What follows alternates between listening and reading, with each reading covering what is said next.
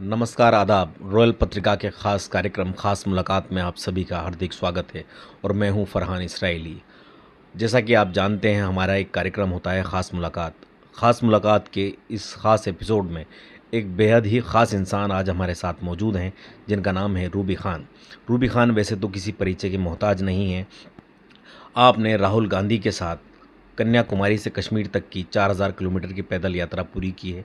आप राजस्थान से एकमात्र महिला थीं जो कि भारत यात्री के रूप में चुनी गईं। रूबी ख़ान के बारे में मैं कहूँ तो AICC के अल्पसंख्यक विभाग की वो सदस्य भी हैं। राजस्थान प्रदेश महिला कांग्रेस की महासचिव हैं, लेखिका हैं, मानवाधिकार कार्यकर्ता हैं और भी सैकड़ों इनके पास ऐसी क्वालिटी हैं जो अनगिनत हैं, जो मैं गिना नहीं सकता। रूबी जी, आपका हमारे कार्यक्रम ख़ास मुलाकात में बहुत बहुत स्वागत है। बहुत बहुत शुक्रिया फरहान साहब, और मेरी तरफ से सभी को अस्सलाम वालेकुम, सत श्री अकाल। जी, मेरा पहला ये सवाल था कि कांग्रेस पार्टी के फरवरी माह में एक अधिवेशन हुआ था रायपुर में, 85वां अधिवेशन। उसमें ये तय किया गया था कि अल्पसंख्यकों को, OBC, SC ST महिलाओं को और युवाओं को 50% का आरक्षण दिया जाएगा। क्या आगामी विधानसभा चुनाव में कांग्रेस पार्टी उसको यहाँ इम्प्लीमेंट करेगी? देखिए, बिल्कुल ये सही है कि रायपुर अधिवेशन में कांग्रेस मात्र एक ऐसी पार्टी है जिसने अपने पूरे संविधान को बदला कि महिलाओं को, अल्पसंख्यकों को, SC ST को और जो हमारे युवा शक्ति है उनको कांग्रेस के संगठनात्मक ढांचे में 50% आरक्षण दिया जाए। और बिल्कुल ये भी सही है कि राहुल गांधी जी, प्रियंका गांधी जी, आला कमान बहुत सीरियस है इस मसले को लेकर कि हर स्टेट में, हर राज्य में, हर पॉलिटिकल स्तर पर इस संवैधानिक बदलाव को लागू किया जाए। ज़्यादा से ज़्यादा युवाओं को राजनीतिक लहरों में लाया जाए। इस राजनीतिक ढर्रे पे युवा शक्ति को ज़्यादा से ज़्यादा इस्तेमाल किया जाए। महिलाओं को राजनीतिक पटल पे कैसे ज़्यादा से ज़्यादा लाया जाए।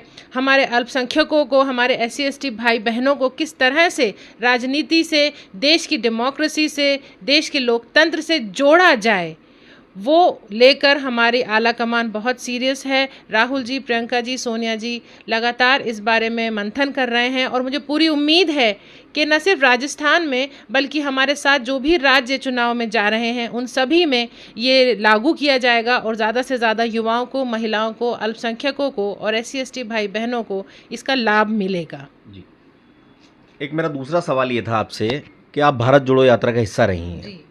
मेरा ये पूछना है आपसे, और भी लोगों का पूछना है कि भारत जोड़ो यात्रा से कांग्रेस पार्टी को क्या हासिल हुआ।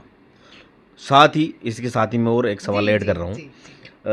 क्या राहुल गांधी विपक्ष को इससे एकजुट कर पाएंगे और क्या कांग्रेस को वे पुनर्जीवित कर पाएंगे? बहुत ही ज़बरदस्त और अच्छा सवाल आपने पूछा है, क्योंकि भारत जोड़ो यात्रा के लिए मैं एक चीज़ कहती हूँ कि वो योद्धा राहुल गांधी है, वो हवा नहीं है, आंधी है। राहुल गांधी ने अकेले, तन्हा ये डिसाइड करा कि मैं भारत को जोड़ने के लिए एक यात्रा निकालूंगा। जो मेरे साथ आना चाहता है वो साथ आए।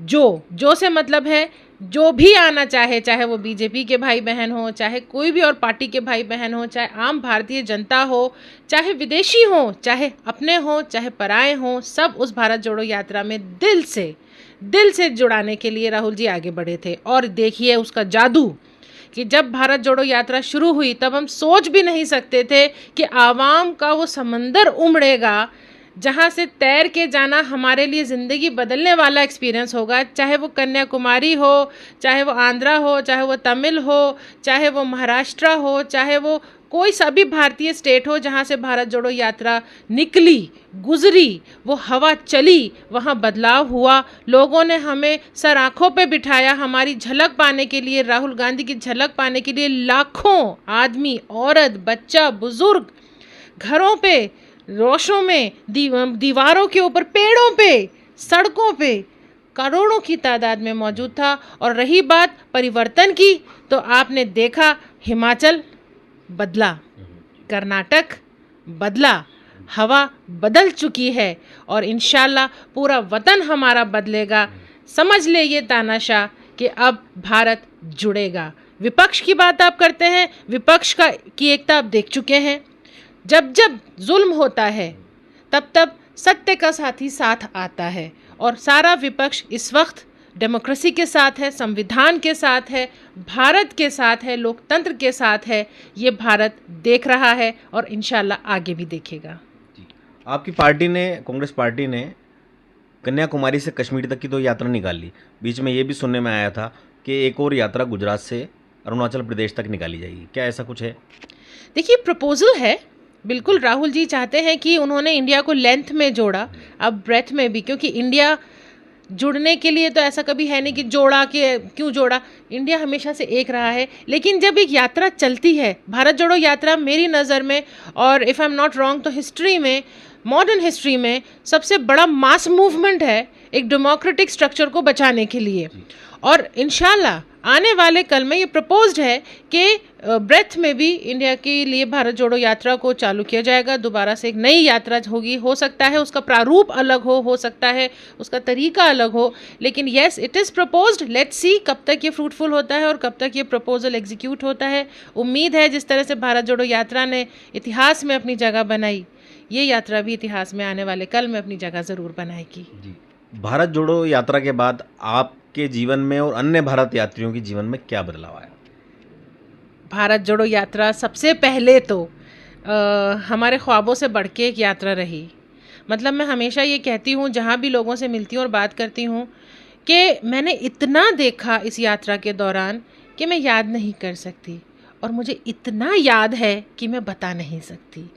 मैंने ही नहीं, मेरे सभी सह भारत यात्रियों ने, और राहुल गांधी जी भी हमारे बड़े भाई, एक सह भारत यात्री की तरह हमारे अग्रज, हमारे आगे चले, हर ख़तरे से, हर चीज़ से वो टकराते हुए आगे चले। मतलब वो एक शेर की तरह चलते जा रहे थे और हम उनके पीछे चलते जा रहे थे। हमने हर गली देखी हिंदुस्तान की, हर पगडंडी देखी, हर जंगल देखा।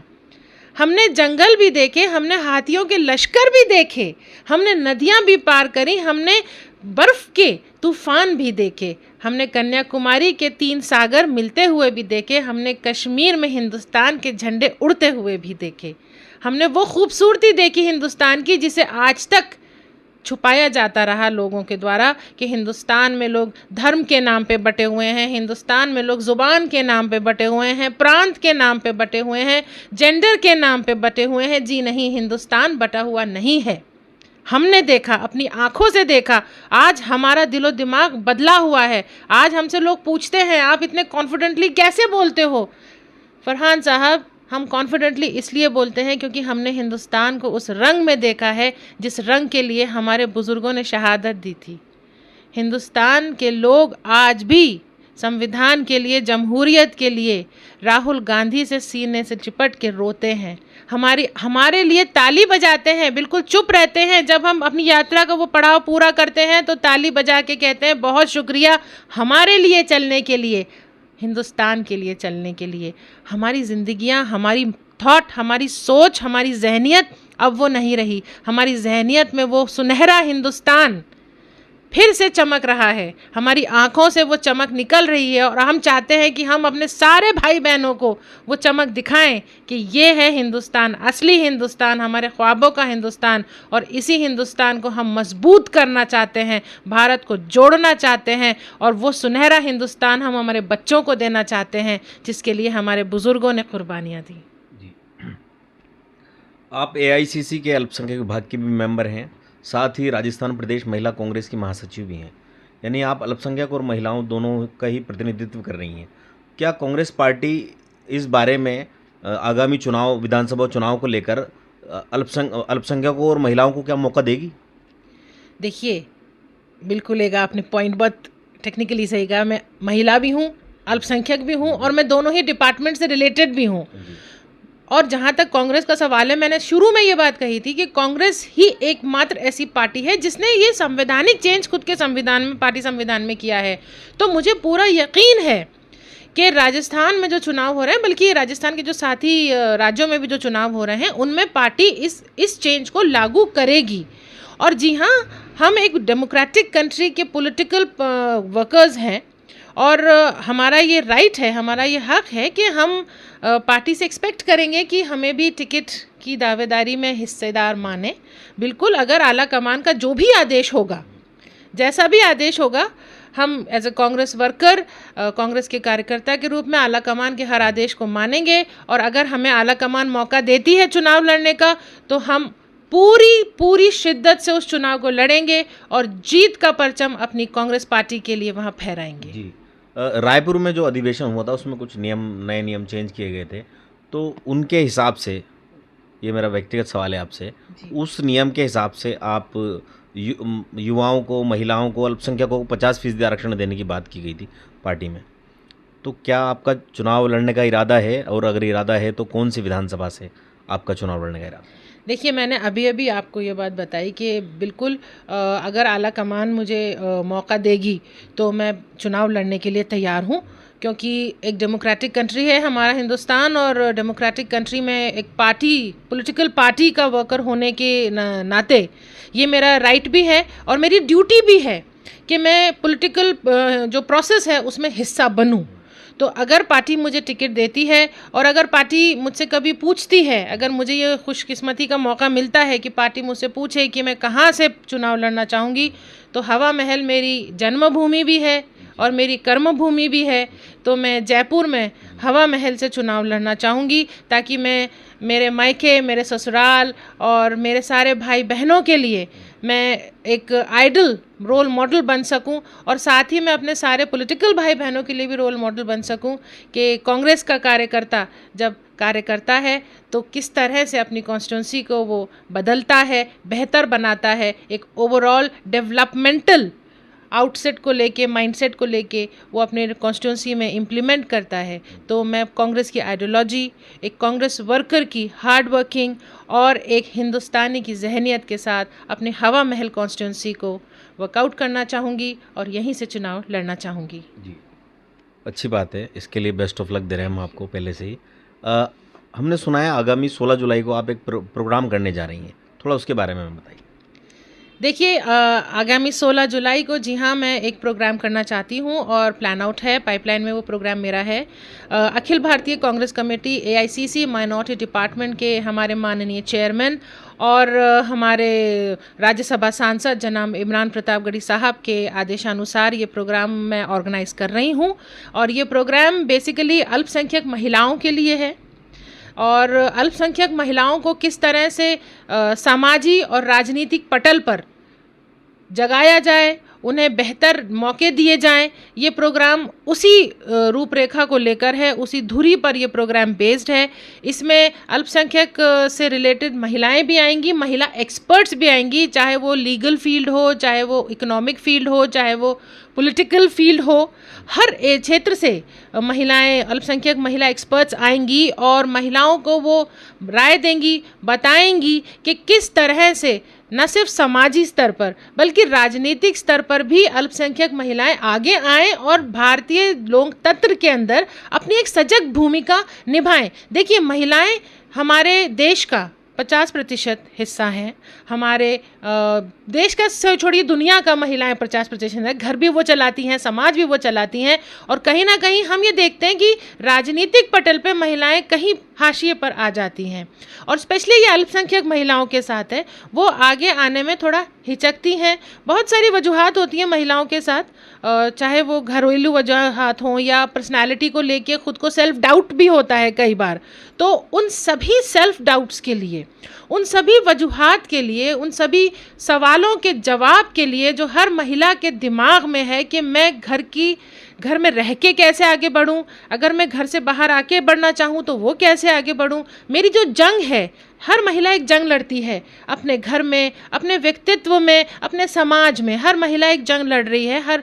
तो उस जंग में मेरे साथ कौन खड़ा है, उन सभी सवालों का जवाब देने के लिए 16 जुलाई को मैं जश्न इस्लाह, यानी हम महिलाएं हैं और हमें ये फ़क्र होना चाहिए कि हम महिलाएं हैं, हम घर संभालती हैं, हम समाज संभालती हैं, हम देश संभालती हैं।